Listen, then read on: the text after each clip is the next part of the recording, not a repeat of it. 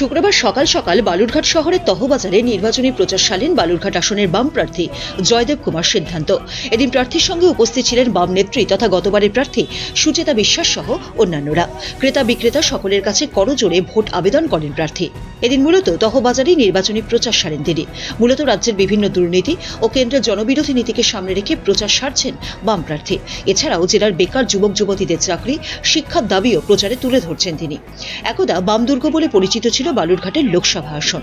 2014, 2019 লোকসভা নির্বাচনে বাম দুর্গ ভেঙে একবার জয়ী হয় তৃণমূল প্রার্থী অর্পিতা ঘোষ, গতবার জয়ী হন বিজেপি প্রার্থী সুকান্ত মজুমদার। এবার নির্বাচনে বিজেপি সভাপতি সুকান্ত মজুমদার নিজেই এই আসন থেকে লড়ছেন। অন্যদিকে রাজ্যের মন্ত্রী তথা জেলার বর্ষিয়ার নেতা বিপ্লব মিত্র এই আসনে প্রার্থী। লড়াইয়ে নেমেছেন বামেরাও।